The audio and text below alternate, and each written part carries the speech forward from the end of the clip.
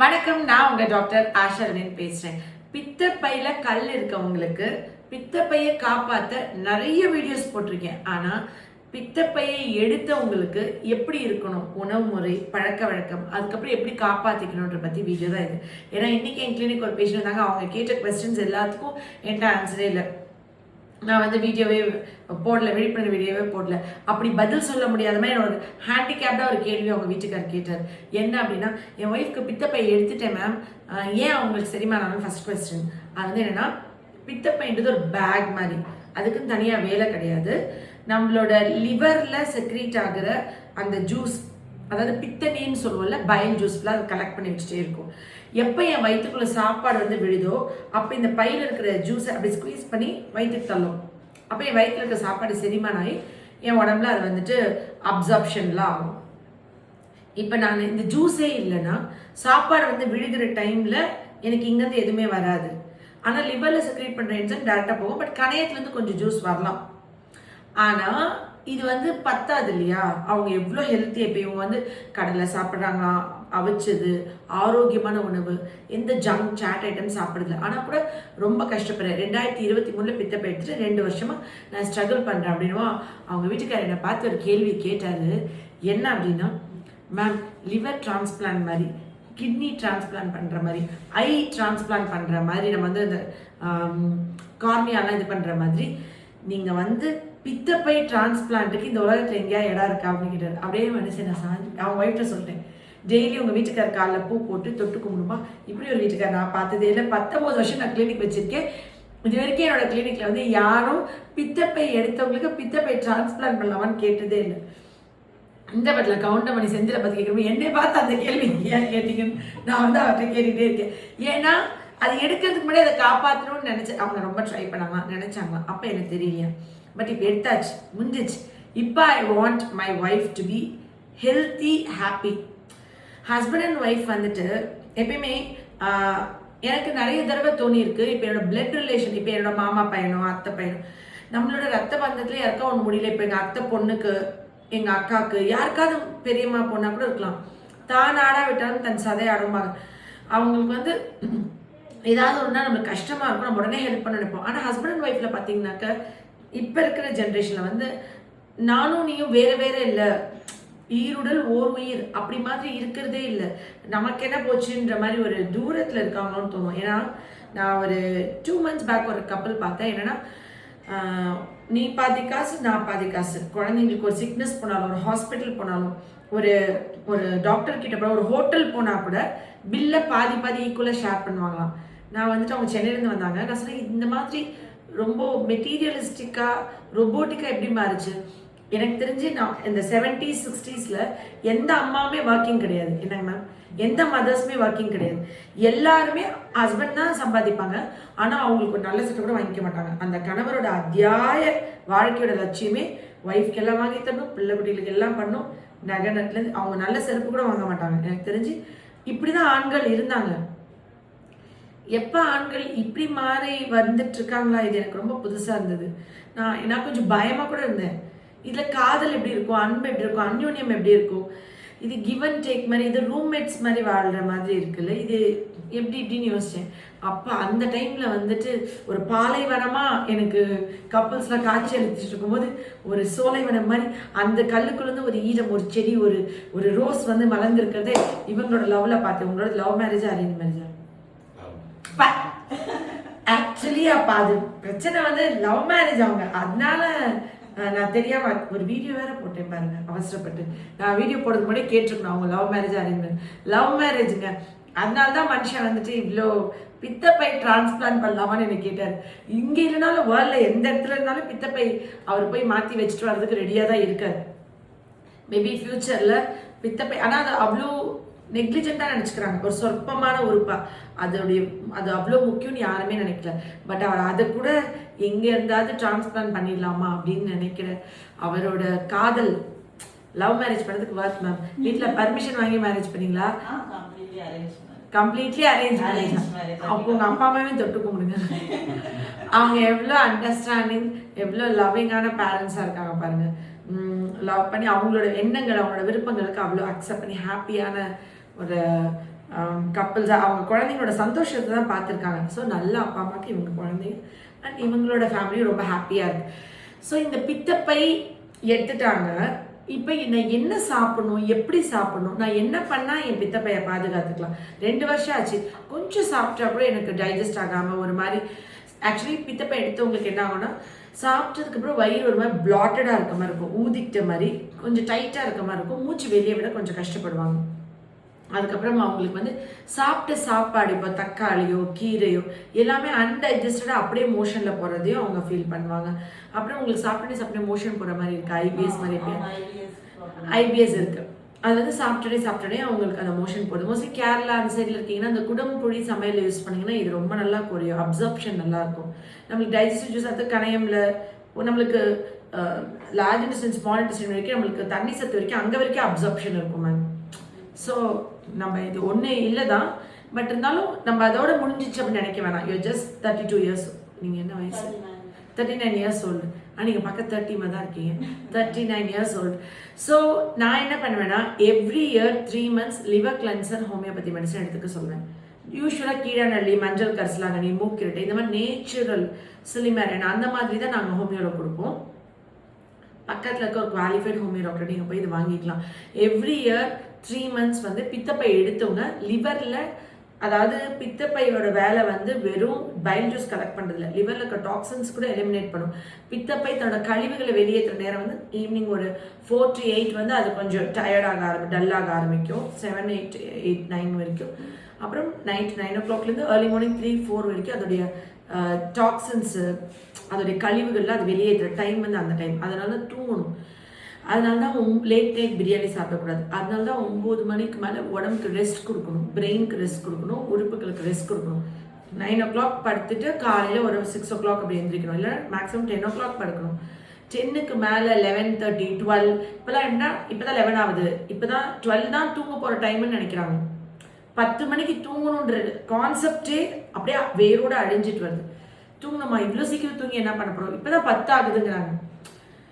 10 o'clock பெட்டுக்கு போயிடணும் அப்படின்னு ஒரு டிசிப்ளின் கொண்டு வரலைன்னா உங்கள் வாழ்நாளோட பாதி நேரத்தை டாக்டர்கிட்ட செலவழிப்பீங்க. வைத்தியத்தில் செலவழிக்கணுமா, இல்லை நீங்கள் வந்துட்டு நல்லா தூங்கிடணுமா? தூங்கினாவே பாதி வியாதி குணமாயிடும். நல்லா தூங்குவாங்க, ஒழுங்காகவே லைஃப் ஸ்டைல் இருக்காது. ஆனால் 8 மணி நேரம் 12 மணி நேரம் தூங்குவாங்க. அவங்களுக்கு பாருங்க, சுகர் இருக்காது, கொலஸ்ட்ரால் இருக்காது, எந்த நோயுமே இருக்காது. ஸ்லீப் வந்து ரொம்ப குழந்தைங்களே 12 மணிக்கு தூங்குறாங்க. இப்போலாம் குழந்தைங்களே லீவ் விட்டாங்கன்னா நாளைக்கு லீவ் தான் சொல்லிட்டு 11:30 வரைக்கும் முடிச்சிருக்காங்க. மூவி டைம் நோ, நீங்கள் வந்து 10 o'clock மேலே குழந்தைங்க முடிச்சிருக்கவே கூடாது. ஸ்கூல் டேஸ் வந்து 9 o'clock தூங்கணும். இந்த டிசிப்ளின் அவ சிரிக்கிறத பார்த்தா என்னமோ பெரிய ஹீரோயின் மாதிரி சப்போஸ் ஓவரா ஆட்டிடியூட் காமிக்கிறா மேம். சீன்னா அவ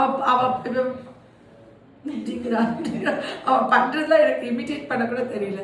அதாவது இவ்வளோதான் இருக்கா, அரை வழக்கு இருக்காங்க, என்ன சேட்டை பண்ணுறா தெரியுங்களா?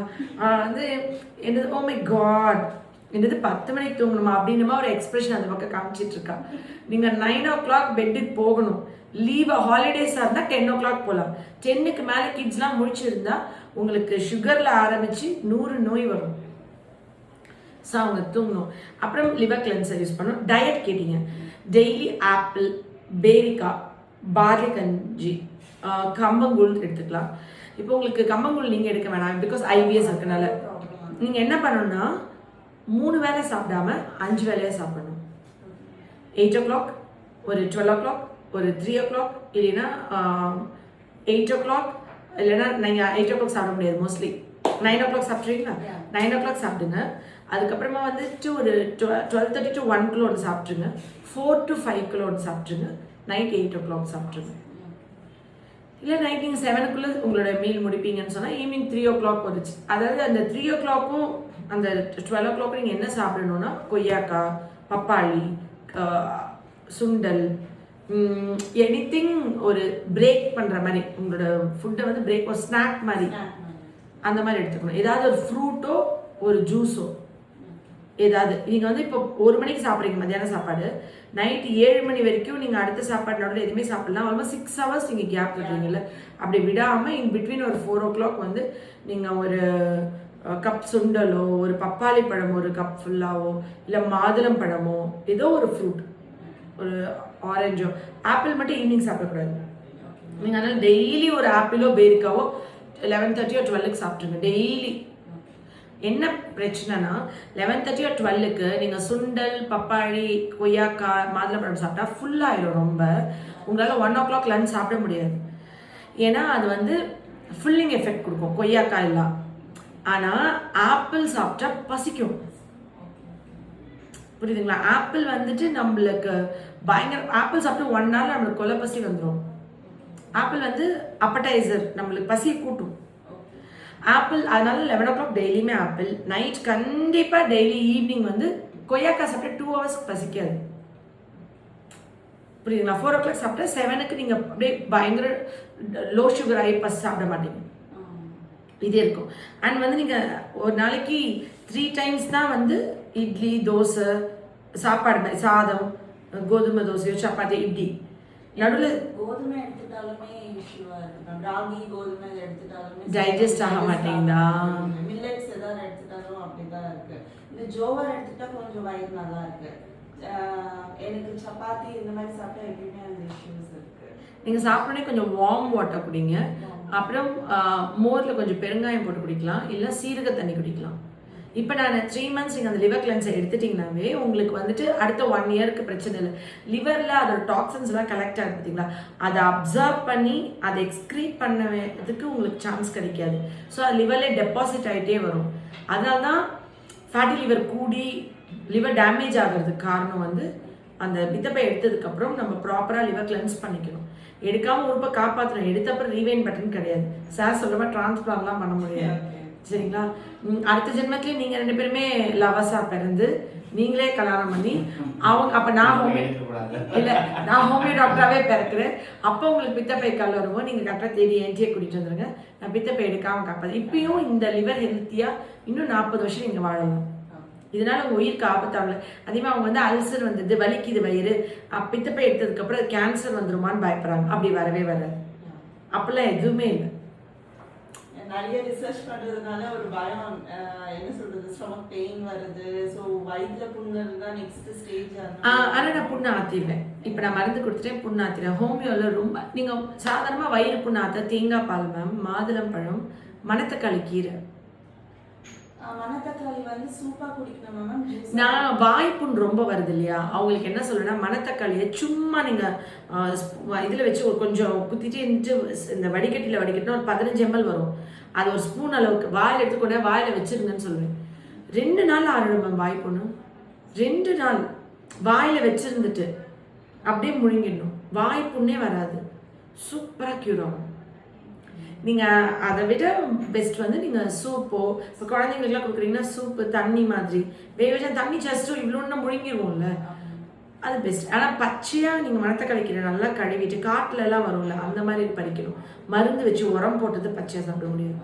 ஸோ நல்லா கழுவிட்டு அதை நீங்கள் சாப்பிட்டு பாருங்க, அவ்வளோ சூப்பர் ரிசல்ட் இருக்கும். நாங்களாம் வயலுக்கு போகும்போது க்ரீன் கலர் அதில் ப்ளூ கலரில் பழம் இருக்கும், அதெல்லாம் அவ்வளோ சாப்பிட்ருக்கோம். அவ்வளோ நல்லது. ஆக்சுவலி இப்போ இருக்க பிள்ளைகள்லாம் தெரியாதுல்ல. நாங்கள் எங்கள் வயலுக்கு போகும்போது எங்கள் ஆயா வந்துட்டு சாப்பிட்டு நல்லா இருக்கும். அது தக்காளி மாதிரி இருக்கும், கொஞ்சம் ஒரு புளிப்பு ஒரு டேஸ்ட் மாதிரி இருக்கும். கலர் கூட பொரியல் கூட ஈவன் கீரையோட அது சேர்த்து போடுவாங்க. பட் இப்போ என்னன்னா அது ஜூஸ் நான் இப்போ 1 week-ஆ குடிச்சிட்டு இருக்கேன். அது கொஞ்சம் ஓகேவா தான் இருக்கு. பயங்கரமான ஹீலர். அது பயங்கரமாக ஹீல் பண்ணும். உங்களோட கட்டெல்லாம் வந்து அப்படி ஹீல் பண்ணும். புண்ணு ஆற்றும். நீங்கள் அதை எடுத்துக்கோங்க. அண்ட் இந்த மாதிரி நீங்கள் வந்து சாப்பிடும் போது உங்கள் லிவர்லேருந்து என்சைம் வராது. ஸோ நீங்கள் திருப்பியும் பித்தப்பை எடுத்தப்பறம் என்ன வேணால் சாப்பிட்டுக்கலான்னு சாப்பிட்டீங்கன்னா கஷ்டம்தான். லிவர்லேருந்து பயில் வந்தால் தான் நீங்கள் சாப்பிட்ற கொழுப்பு சத்து உள்ள உணவு டைஜஸ்ட் ஆகும். ஸோ பால், தயிர், நெய் பித்தப்பை எடுத்ததுக்கப்புறம் செரிமானம் ஆகாது. அசைவ உணவுகள் நீங்கள் சேஃபாக எடுக்கிறது குழம்பு, மீன், மட்டன் குழம்பு ஊற்றிக்கோங்க. பிளெயின் பிரியாணி சாப்பிடுங்க. நெய் டால்டா ஊற்றாமல் சமைங்க. நீங்கள் அந்த பீசஸ் எடுக்காதீங்க. பித்தப்பை இருக்கும் போதே அது உங்களால் செரிமானம் பண்ண முடியும்னா அது எடுத்துட்டா எப்படி செரிமானம் ஆகும்? பித்தப்பை இருக்கும் போதே கல் இருந்தால் மட்டன் சாப்பிட்டா டைஜஸ்ட் ஆகாது. அப்போ அதையே எடுத்துட்டீங்க, அப்போ உங்களுக்கு அது கொஞ்சம் வீக்காக தானே இருக்கும். நீங்கள் ஒன்ஸ் இன் வழி இப்போ மட்டன் எடுக்கிறீங்கன்னா உடனே ஹாட் வாட்டர் குடிச்சுக்கோங்க. அது சப்போர்ட் பண்ணுங்கள். உங்கள் உடம்புக்கு நீங்கள் உதவி பண்ணுங்கள் அதை செரிக்கிறதுக்கு. அது ஈஸியாக செரிமானம் ஆகி வர்றதுக்கு. பட் இப்போ இது சாப்பிட்டோடனே உங்களுக்கு தெரியும் டிஃப்ரென்ஸ். அந்த 3 months எவ்ரி இயர் 3 months வந்துருங்க. October, November, December. நீங்கள் வரணும் கூட இல்லை, நீங்கள் எங்கே இருந்தீங்கனாலும் வேர்ல்டு வைட் எங்கே இருந்தாலும் கிளினிக் கால் பண்ணுங்கள், உங்கள் ஐடி கார்டு சொல்லுங்கள், எனக்கு லிவர் கிளென்சர் நான் எவ்ரி இயர் 3 months மேம் வாங்க சொல்லியிருக்காங்க, என்னால் நேரில் வர முடியாது, நீங்கள் அதை அனுப்புங்கன்னு சொல்லுங்கள், ஸ்டாஃப் அனுப்பிடுவாங்க. 3 months மட்டும் வாங்கி ஒரு 3 மாதம் சாப்பிடுங்க, பெட் ரொம்ப சூப்பராகிடும். நீங்கள் கொஞ்சம் கான்ஃபிடென்ட்டாக இருக்கலாம். எனக்கு வந்து ஓகே என் லிவரில் டாக்ஸின்ஸ் எதுவும் இல்லை, என் லிவரை கிளென்ஸ் பண்ணி வச்சுக்கிட்டேன், ஸோ லிவர் வந்து ஒன்றும் பாதிச்சிடாது, லிவர் ஃபெயிலியர்லாம் போகாது, நான் பயப்பட தேவையில்லைன்னு. எல்லாருக்கும் போகணுன்னு அவசியம் கிடையாது மேம். ஃபேட்டி லிவர் நம்ம நெக்லிஜென்ட்டாக விட்டுட்டோம். நான் பித்தப்பை கல் சரி பண்ண எல்லாருக்குமே திருப்பி பித்தப்பையில கல்லே வராத காரணம் என்னன்னா, நான் தொப்பையை குறைச்சி ஃபேட்டி லிவரை சரி பண்ணி லிவரை ஒழுங்காக க்யூர் பண்ணிட்டு தான் ஸ்டோனை சரி பண்ணுவேன். அதனால திரும்பி ஸ்டோன் வராது. நீங்கள் என்ன பண்ணுறீங்கன்னா, ஃபேட்டி லிவர்னால தான் பித்தப்பையில கல் வருது. லிவரை சரி பண்ணாமே பித்தப்பையை மட்டும் எடுத்துட்டிங்கன்னா அந்த ஃபேட்டி லிவர் வந்து தன்னால் எப்படி க்யூர் ஆகும்? திருப்பி அது ஸ்டேஜ் கூட 3, 4லாம் போயிட்டு இருக்காது. ஃபேட்டி லிவர் கிரேட் 3க்கு அப்புறம் லிவர் ஃபெயிலியரில் போயிடும். ஸோ நீங்கள் லிவரை க்யூர் பண்ணிக்கணும். லிவர்னால வரக்கூடிய நோய்கள் இந்தியன்ஸ்க்கு ரொம்ப ரேர் தான், வெறும் ஆல்கஹாலிக்ஸ் தான் வரும். இல்லை வைரஸ் ஏதாவது வந்ததுனால hepatitis B or C virus வந்து வரும், சிரோசஸ்லாம். ஆனால் இப்போ வெறும் poor diet balance, poor idea about liver கிளென்சர்னால அவ்வளோ 1000 பேர் லிவர் ஃபெயிலியரில் அஃபெக்ட் ஆகிறாங்க. கிட்னி ஃபெயிலியர் அளவுக்கு லிவர் ஃபெயிலியர் பூதாகரமாக இருக்குது. வயிறு தொப்பை இருக்க எல்லாருக்கும் லிவர் ஹெல்த்தியாக இல்லைன்னு அர்த்தம். ஸோ அந்த ஃபேட்டி லிவரை க்யூர் பண்ணிக்கணும். ஃபேட்டி லிவர் க்யூர் பண்ணுறது ரொம்ப முக்கியம். அப்போ உங்களுக்கு இப்போ நான் ஃபேட்டி லிவர் சரி பண்ணாலே லிவரோட லைஃப் ஸ்பேன் கூடுது. கிட்னி மாதிரி கிடையாது. லிவர் 99% பாதிச்சிருந்தா கூட 1% லிவரோடய நம்ம 20 வருஷம் கூட வாழலாம். அதாவது 20 வருஷம் குடிக்கிறேன், 48 நாள் சபரிமலைக்கு மாலை போடுறேன், திருப்பி உடம்பு நல்லா ஆயிடுது, திருப்பி குடிக்கிறேன், அது கோப்பப் பண்ணிகிட்டே இருக்கும், ரீஜென்ரேட் ஆகிக்கும். இப்போ முடி வெட்டினா வளர்ற, நகம் வெட்டினா வளர்ற மாதிரி அது வந்து நம்ம உடம்புலேயே அந்த உறுப்பு மட்டும் வெட்டினா வளராது, பட் ரீஜென்ரேட் பண்ணும். அதோட செல்ஸ் அது முடிஞ்ச வரைக்கும் நம்மளை வாழ வைக்கிறதுக்கு ரொம்ப சப்போர்ட் பண்ணும். Once liver failure is every organ multi system failure. Kidney failure kidney மட்டும் தான் ஃபெயிலியர், நம்ம டயாலிசிஸ் பண்ணலாம். ஆனால் லிவர் மட்டும் அது ஹார்ட்டு எல்லாத்தையும் சேர்த்து இழுத்து காலி பண்ணி விட்டுரும். அதனால தான் லிவரை ரொம்ப ப்ரொடெக்ட் பண்ணும். Liver major organ. மேக்ஸிமம் அதை ட்ரை பண்ணும் வாழ வைக்கிறதுக்கு. அது ஒன்ஸ் முடியலன்னு முடிஞ்சிச்சு தான், திருப்பியும் அது பண்ண முடியாது, ரொம்ப கஷ்டம். சரிங்களா? Love you all. நன்றி. என்ன வேணும்?